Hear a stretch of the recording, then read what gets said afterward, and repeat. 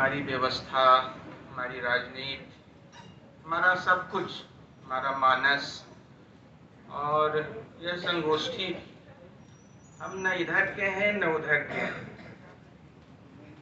उधर जाने के चक्कर में इस अध्यक्ष नामक औपचारिकता से तो हम मुक्त हो गए, पर अपने उस लगभग पक्की हो चुकी आदत से अभी भी बाहर नहीं निकल सके हैं कि अब दूसरा सत्र समाप्त होना था, पर वही पहला सत्र चला आ रहा है। तो इस अर्थ में मैं कह रहा हूं कि हर जगह हम वैसे ही। अभी बताया दीपिका जी ने कि मुझे असमिया लेखिका इंदिरा गोस्वामी जी के उपन्यासों के संदर्भ में कुछ कहना है,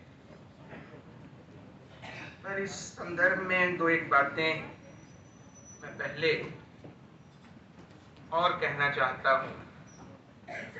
कल से ही एक वाक्य संगोष्ठी में लगभग छाया हुआ है।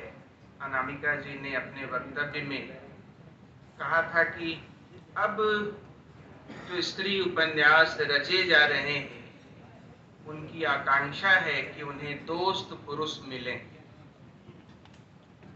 एक सुविधा तो यह है कि मुझे इंदिरा गोस्वामी के उपन्यासों पर बात करनी है, तो यह आकांक्षा उनके उपन्यासों में है कि नहीं उस पर मैं अभी आऊँगा। पर राहत इंदौरी साहब का वह कहना कि दोस्ती जब किसी से की जाए दुश्मनों की भी राय ली जाए,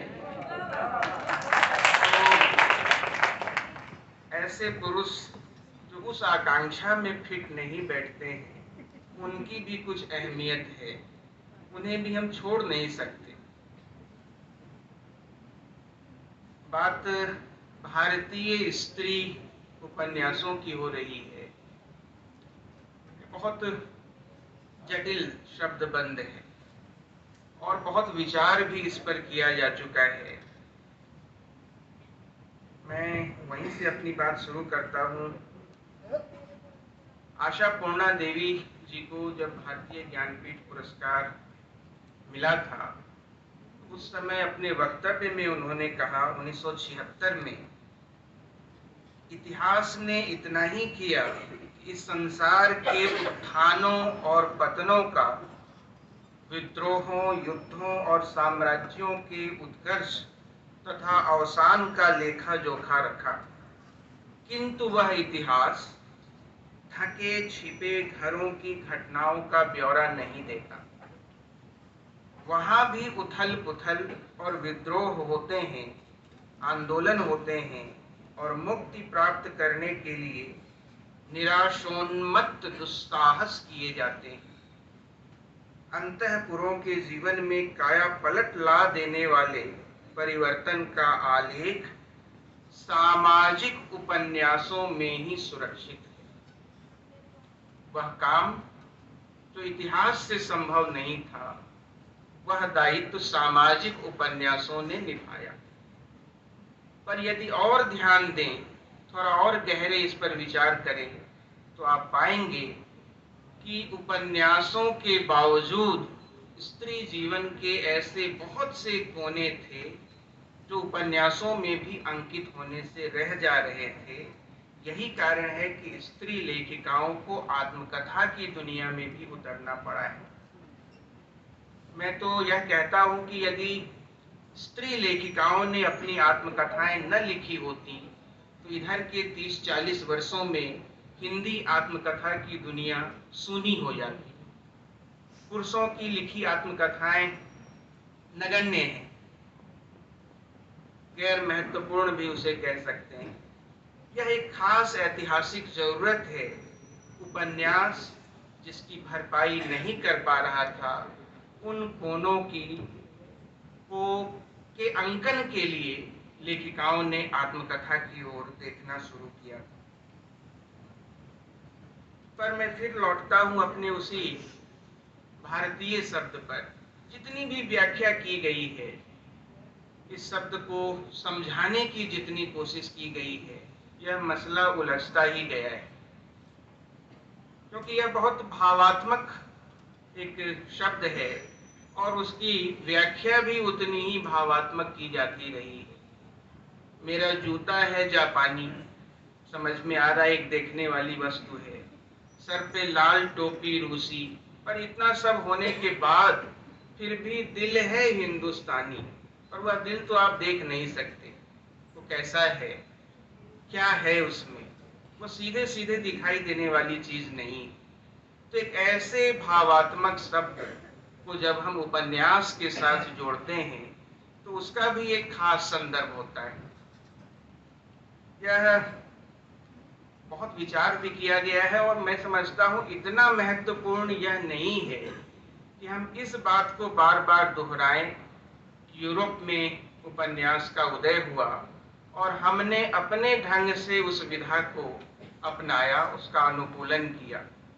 ये तो स्वाभाविक है। लंदन में पैदा हुआ कोई बच्चा यदि उसी के माँ बाप लेकर भारत आए तो क्या ओवरकोट पहना कर लाएंगे? नहीं लाएंगे। भारत ले भी आए तो यहाँ आकर उसे ढीले सूती वस्त्र पहनाएंगे। तो यह हमारी ही जरूरत नहीं थी कि हम उपन्यास को अपने ढंग से बदलें। वह उपन्यास भी इस बात की आवश्यकता महसूस कर रहा था भारत आने के बाद। वो अपना ढांचा बदलते हुए आ रहा था और इस पर बहुत बातें हो चुकी हैं। अभी विशाल जी चर्चा कर ही रहे थे कि कैसे एक राष्ट्रीय रूपक की तरह हम सब लोगों ने उसे समझा है, वह प्रसंग और। पर जब हम बात करते हैं भारतीय स्त्री उपन्यास की तो एक और मसला जुड़ जाता है। स्त्री उपन्यास, स्त्री आख्यान, और मैं समझता हूं यदि स्त्री उपन्यासकारों में कोई एक नाम लेना हो जिनके उपन्यासों को वास्तविक अर्थों में ठीक ठीक भारतीय उपन्यास कहा जा सकता है तो पहला नाम इंदिरा गोस्वामी का होगा। उसका एक कारण है। कारण यह है कि उन्होंने जहां से अपनी यात्रा का आरंभ किया था वह रामायण का अध्ययन था। असमिया रामायण और तुलसीदास के रामचरितमानस का तुलनात्मक अध्ययन उनके शोध का विषय था और यह रामायण का प्रसंग उनके जीवन से अभिन्न जुड़ा हुआ था। बहुत बाद में, लगभग आखिरी वर्षों में, उन्होंने अपना सब कुछ लगाकर south east centre of Ramayana studies की स्थापना की थी। केवल मैं संकेत कर रहा हूं, बाकी ब्यौरे भी दिए जा सकते हैं।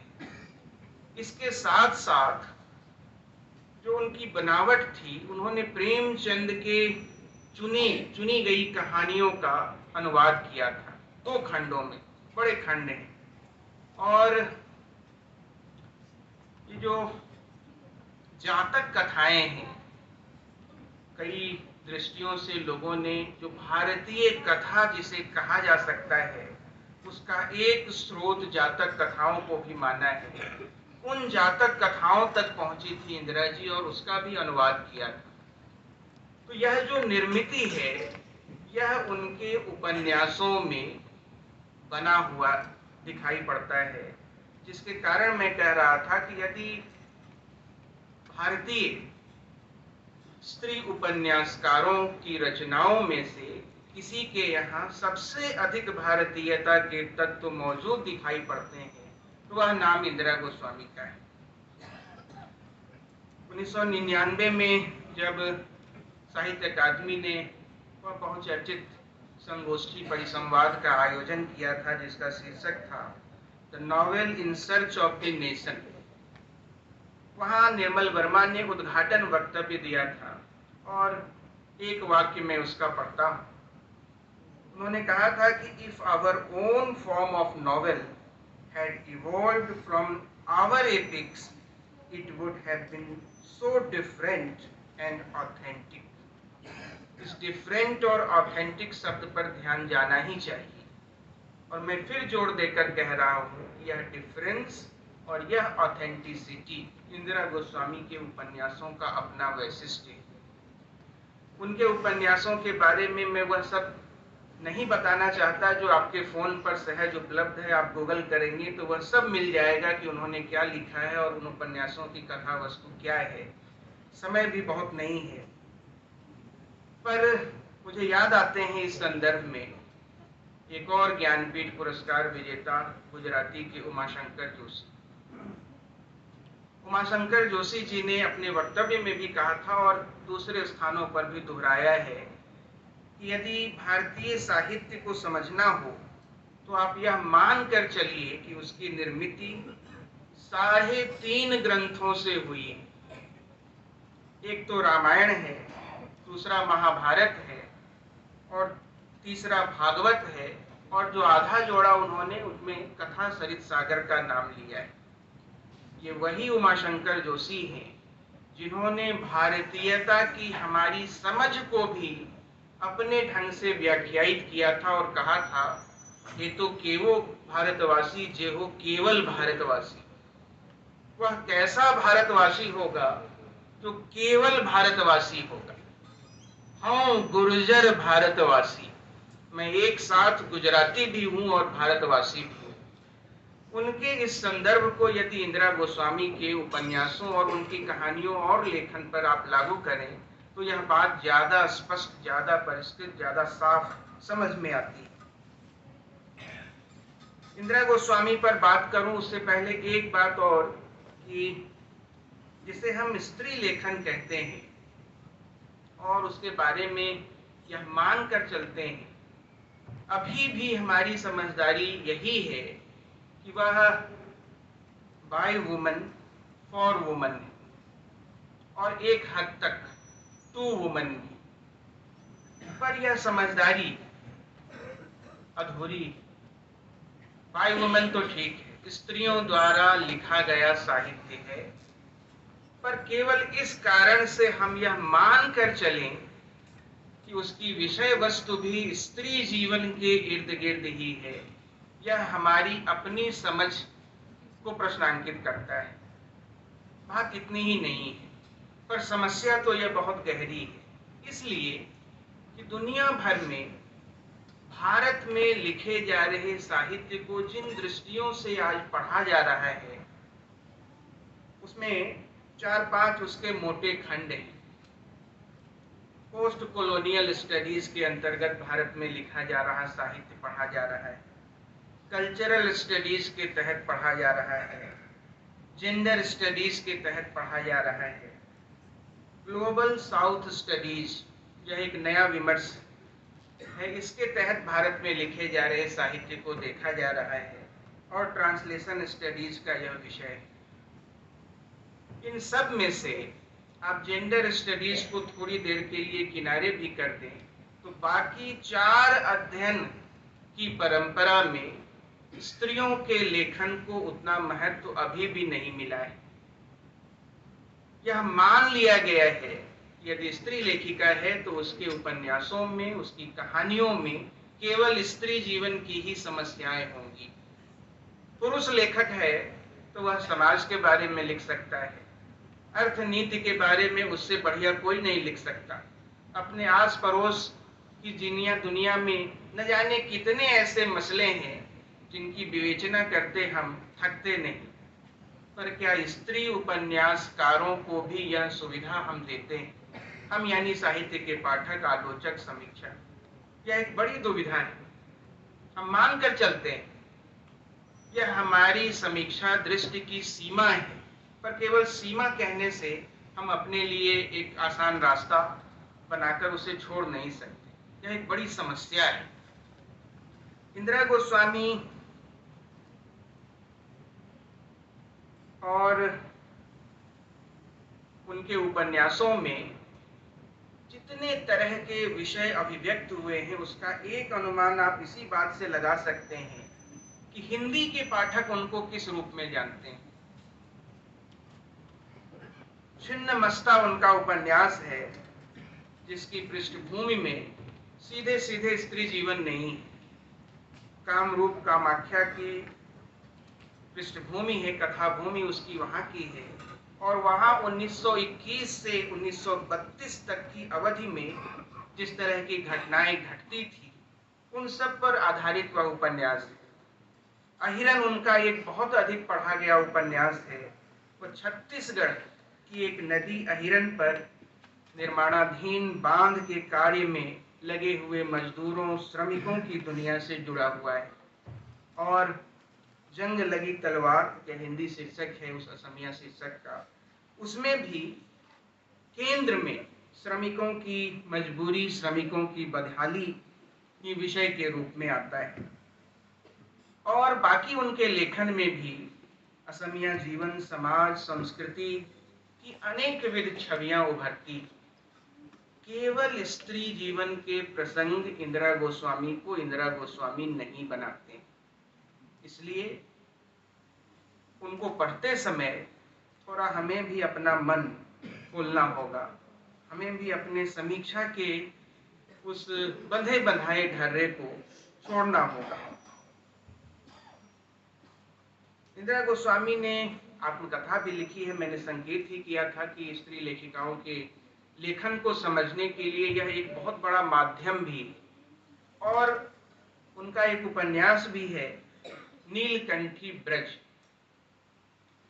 ये दोनों ही रचनाएं भिन्न नहीं, यानी उनकी लिखी आत्मकथा, आधा लेखा दस्तावेज, और यह उपन्यास नीलकंठी ब्रज, जो अंग्रेजी अनुवाद किया है उपन्यासों का और उनकी आत्मकथा का भी, उन सब लोगों ने उस नीलकंठी ब्रज के वो एक शीर्षक दिया है, अंग्रेजी में उसे masked autobiography of young Indira, उसे भी आत्मकथा ही माना है। इसका कारण यह है कि उपन्यास में भी और उनकी उस आत्मकथा में भी केंद्र में विधवा जीवन है, अपनी पूरी विडंबना के साथ। और मैं ढूंढ रहा था पर अभी का डाटा तो मुझे नहीं मिला। 2011 की जनगणना के निष्कर्ष हैं कि भारत में हर चौथे घर में एक विधवा है। उस समय यह संख्या 44 मिलियन थी। यह कोई साधारण समस्या नहीं, यह वैसी समस्या नहीं है जैसी समस्या को हम और स्त्री जीवन के प्रसंगों को केंद्र में रखकर देखते आ रहे हैं। यह एक बहुत बड़ी समस्या है। और मैं फिर कह रहा हूं कि इंदिरा गोस्वामी ने अपने उस उपन्यास में और आत्मकथा में भी केंद्र में इस समस्या को रखा है। 18 महीने की सुहागिन रहते ही वैधव्य मिला था उनको, तो वह भी स्वाभाविक है। और फिर वृंदावन में, ब्रजभूमि में स्वयं जाकर उन्होंने वर्षों अध्ययन किया, अपनी आंखों से वह सब देखा था जो हम लोग सुनते आ रहे थे। और कौन थी वो स्त्रियां जो वृंदावन भेजी जाती थी, पहुंचाई जाती थी, यह कहकर कि कुछ दिन रहने के बाद फिर हम वापस ले जाएंगे, और वह दिन कभी नहीं आता था। यदि उसकी प्रामाणिक समझ देखनी हो तो बांगालीर इतिहास एक किताब है निहार रंजन रे की, वहां इसका बहुत विस्तृत विवरण मिलता है। बहुत पुराने समय से यह जो वृंदावन है, ब्रज है, उसका एक खास संदर्भ है साहित्य। कृष्ण जब मथुरा गए और मथुरा से द्वारका गए, तो आप पूरा भक्ति काव्य देख लीजिए, उसके बाद का साहित्य देख लीजिए। वहां उस मथुरा और द्वारका के बीच का जो संबंध है, उसे इस रूप में देखा गया है कि वह इच्छा से कर्म की ओर की यात्रा है। मथुरा इच्छा का विषय है और द्वारका कर्म की ओर। सौंदर्य से शक्ति की यात्रा है, वह माधुर्य से ओज की ओर की जाने वाली यात्रा है, वह भोग से साधना की ओर की जाने वाली यात्रा है। प्रश्न उठाया है इंदिरा गोस्वामी ने सारे प्रसंग का अध्ययन करने के बाद कि वृंदावन भेजी जाने वाली स्त्रियां वो बंगाल की ही विधवा स्त्रियां ही क्यों हैं, भारत के और प्रांतों की विधवा स्त्रियां क्यों नहीं, क्या ऐसा है। और मैंने अभी जिस पुस्तक का आपके बीच नाम लिया, बहुत दोहराऊंगा तो समय लगेगा, आप उसमें देख सकते हैं, बंगाली इतिहास निहार रंजन रे की किताब है, वहां इसको बहुत अच्छे से डॉक्यूमेंट किया गया है। ये जो ब्रज की भूमि थी वह रासमयी लीलाओं की भूमि थी। रास भूमि में विधवाओं का क्या प्रयोजन? तो अपने लंबे उस प्रवास में रह करके इंदिरा गोस्वामी ने यह निष्कर्ष निकाला कि कृष्ण ही एक ऐसी उपस्थिति है जिनको सामने रखकर सारी विधवाएं अपने को सुरक्षित महसूस करती। उन्हें यह लगता है कि कोई है जो उनकी ओर देख रहा है, और फिर उसके पौराणिक संदर्भों की भी व्याख्या करती चलती। इसलिए उनके उपन्यास में फिर कह रहा हूं कि जिस कोटि से हम भारतीय उपन्यासों को पहचान सकते हैं, उन सभी कोटियों में इंदिरा गोस्वामी के उपन्यासों को हमें रखना ही होगा। यह जो कृष्णा सोबती के बारे में जिन विशेषताओं के बारे में हम लोग चर्चा कर रहे हैं, इंदिरा गोस्वामी के उपन्यासों में लगभग उसी दौर में उन सारी समस्याओं को जगह मिली है जिनके बारे में अभी भी स्त्री लेखन लगभग सकुचाया सा है। जो स्वयं अपना सेल्फ एक कैरेक्टर उन्होंने डेवलप किया है सौदामिनी नाम से, उसी उपन्यास में नीलकंठी ब्रज में, उसी में एक शशि भी है और मृणालिनी भी है। अब इन तीनों महिलाओं की उपस्थिति से एक विधवा है, एक छोटी उम्र में ही अपने माता पिता द्वारा छोड़ दी गई बच्ची थी जो अब उसी परिवेश में बड़ी हो रही है, और मृणालिनी है। इन सब स्त्रियों की उपस्थिति को सामने रखकर इंदिरा गोस्वामी के उपन्यासों का यह वैशिष्ट्य भी है कि वह पुरुष सत्ता का स्त्री जीवन पर पड़ने वाले प्रभावों का अंकन तो करती ही है, उस पुरुष सत्ता का पुरुष जीवन पर क्या प्रभाव पड़ता है, यह उनके उपन्यासों का मुख्य विषय है, मैं समझता हूं। क्या बड़ी बात है। पुरुष सत्ता के अनेकानेक प्रभाव स्त्री जीवन पर हैं, इसकी चर्चा भी होती है, पर हमारा पुरुष जीवन भी उस पुरुष सत्ता से अनेक दृष्टियों से प्रभावित होता है।